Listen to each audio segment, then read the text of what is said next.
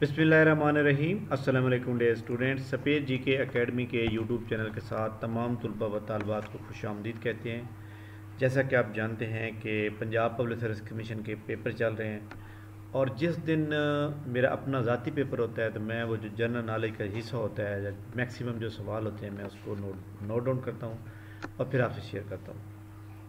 आज हमारा एक पेपर था ऑडिट ऑफिसर का, अकाउंट ऑफिसर या बजट ऑफिसर का, एग्रीकल्चर डिपार्टमेंट के अंदर। इसमें टोटल 3 सीटें थी और 675 कैंडिडेट ने अप्लाई किया हुआ है। और इसके अंदर 80% जनरल नॉलेज, 80% सब्जेक्ट रिलेटेड था और 20% जनरल नॉलेज था। जनरल नॉलेज के जो सवाल मुझे याद थे, मुझे एक सवाल जो है ना मेरे माइंड से निकल गया, बट मैं उसको आधा याद है लेकिन आधा मुझे याद नहीं है, बट मैं 19 सवाल लिखने में कामयाब हुआ हूँ। आइए चलते हैं इसके ऊपर, देखते हैं कि कितने सवाल ऐसे हैं कि जो रिपीट हुए हैं और कितने सवाल ऐसे हैं कि जो रिपीट नहीं हुए।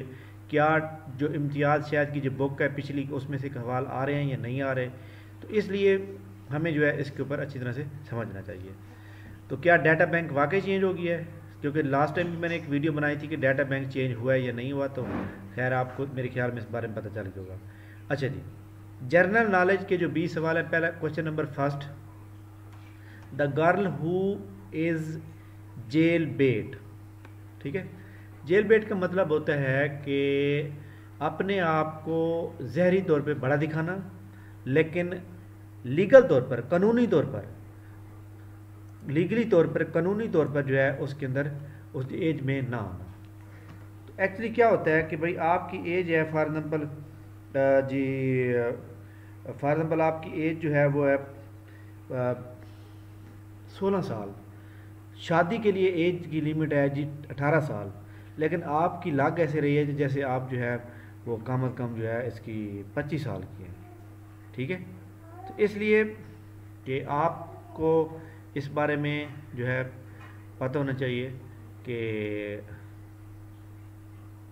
जो एज लोग जो है अपनी कम बताकर, नहीं अपनी एज ज़्यादा बता देते हैं, कानूनी तौर पर वो मतलब वो होते हैं लाइक दैट। जिस तरह लोग जो है ना शादियों के लिए जो है ना वो बता देते हैं कि हमारे 18 साल से ऊपर हो गई है। यस, तो इसलिए जनाब याद रखिएगा कि ऐसी लड़की जो अपने आप को बड़ा दिखाए, जो जिनसी सरगर्मी के लिए रजामंदी हो मगर कानूनी उम्र से कम हो, तो इसका ये मतलब मीनिंग इसमें आता है। लेकिन इसके ऑप्शन जो थे उसमें जो माइनर वाला ऑप्शन था ना वो दुरुस्त जवाब था।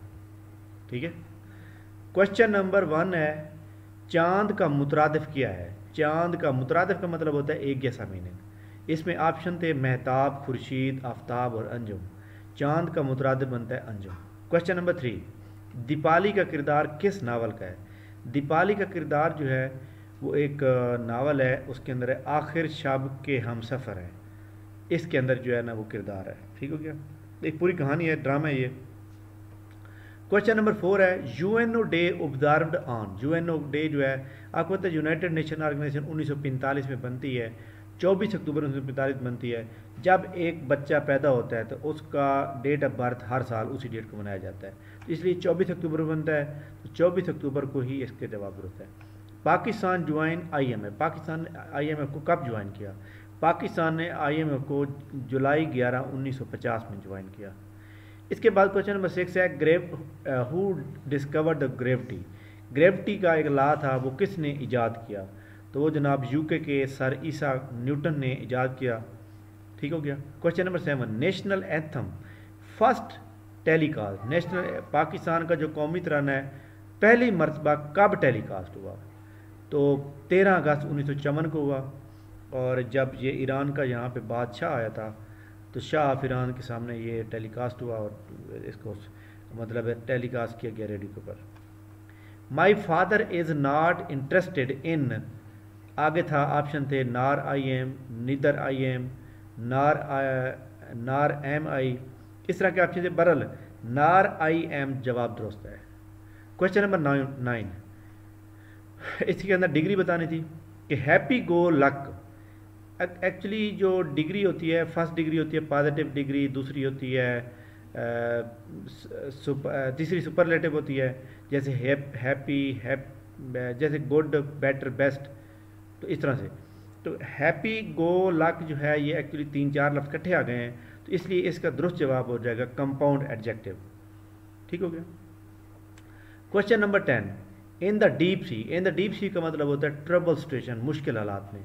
It mean that a difficult situation where you have to choose between equally unpleasant course of action. Trouble से यानी आप समझें कि मुश्किल जो हालात होता है उसको डीप सी कहते हैं।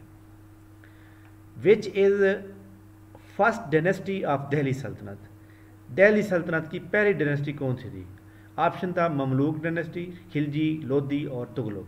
ममलूक डायनेस्टी का अदर नेम स्लेव डायनेस्टी भी है। स्लेव डायनेस्टी दिल्ली डायनेस्टी की दिल्ली सल्तनत की पहली डायनेस्टी है जो 1206 से 1290 तक, जिसको कुतुबुद्दीन ऐबक जो है उन्होंने किया था। खिलजी जो है 1290 से 1320 है, लोधी 1400 से 1526 है, तुगलक 1320 से 1413 है। लेकिन इसका पहला जो जवाब दुरुस्त होगा, ममलूक डायनेस्टी भी इसको कहते हैं, स्लेव डायनेस्टी भी कहते हैं, या इसको अर्ली तुर्किश डायनेस्टी भी कहते हैं। बहरहाल क्वेश्चन नंबर 11 का ममलूक डायनेस्टी जवाब दुरुस्त। Question number 12, which Russian leader supported two nation theory in subcontinent. To nation theory का आगाज़ उस वक्त सर सैयद अहमद साहब ने किया था जब 1867 में 1867 में उर्दू हिंदी तनाज़ा हुआ। उसके अंदर उन्होंने थ्योरी पेश की कि जो मुसलमान और हिंदू हैं ये आपस में एक अलग कौम है, इनका मज़हब अलग है, इनका रहना अलग है, इनकी आपस में शादियाँ नहीं हो सकती, तो लिहाजा इनके लिए जो है एक अलग वतन ज़रूरी है। तो उसके बाद जो है रशियन काफ़ी सारे लीडर है रिवोल्यूशनरी इनकलाब लेकर, उसमें से लीनन की स्टेटमेंट के मुताबिक कि जी पाकिस्तान सब कॉन्टिनेंट के अंदर जो टू नेशन थ्योरी हम इसकी सपोर्ट करते हैं। एक्चुअली टू नेशन थ्योरी का मतलब ये था कि भाई आज़ादी होनी, दो मुल्क बनने चाहिए। लेकिन इस सवाल पर मुझे डाउट है कि इसके अंदर कार्ल मार्क्स का जवाब दोस्त है या लीनन का है या रोजियो का है। ये अब आप थोड़ा सा सर्च करेंगे, बरल मैं इसको मेरे मुताबिक लीनन बनता है। Question number 13, who discovered theory of genetics. Theory of genetic को जिरिजर मेंडाल ने किया था 19वीं सेंचुरी के अंदर। Chitral was imagined into Pakistan. आपको पता होना चाहिए तकरीबन 500 से प्लस में जो है इन सब कॉन्टिनेंट के अंदर प्रिंसली स्टेट थी। प्रिंसली स्टेट के अंदर जिनके ऊपर राज्य होते थे, नवाब होते थे, बहुत मतलब जागीरदार होते थे, वो पूरी हुकूमत चलती थी उनकी। चित्राल जो है जब पाकिस्तान बनता है 14 अगस्त 1947 में ही पाकिस्तान के अंदर शामिल हो जाते हैं। इसके बाद क्वेश्चन नंबर 15 है, physically component of computer. Computer का जो फिजिकल कंपोनेंट है उसको सॉफ्टवेयर कहते हैं, हार्डवेयर कहते हैं, फर्मवेयर कहते हैं, या ऑल ऑफ दीज। तो इसका हार्डवेयर जवाब दुरुस्त है, क्योंकि जो कंपोनेंट आप देख सकते हैं, टच कर सकते हैं, उसको हार्डवेयर कहते हैं।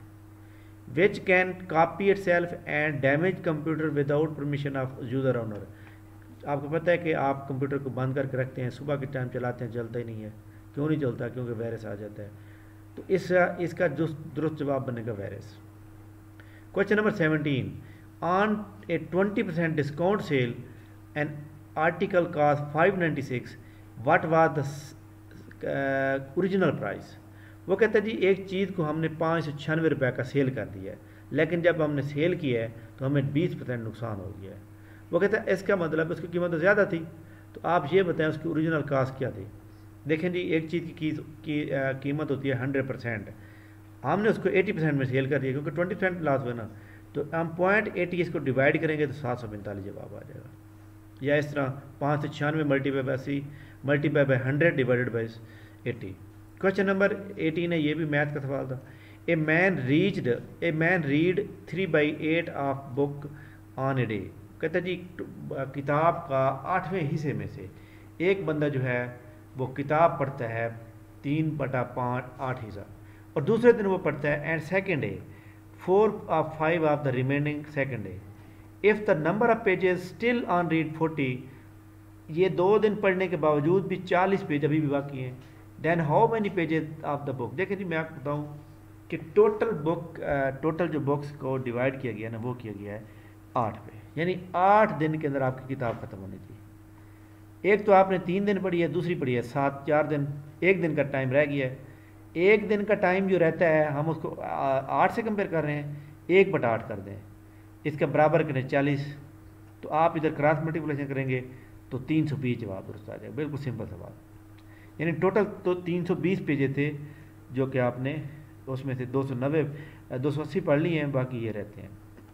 क्वेश्चन नंबर 19 है, which Pakistani personality was statue stand along with side of Madame Tussauds museum. Madame Tussauds museum जो है ये जनाब आपको पता है कि इंग्लैंड के अंदर है, और उसने ये सवाल किया है, और ये सवाल पहली बार सामने आया। लेकिन यह है कि मैं आपको एक बात बताऊं कि इसके अंदर ऑप्शन था बेनज़ीर भुट्टो, अल्लामा इकबाल, कैद आज़म और नुसरत फ़तेह अली खान।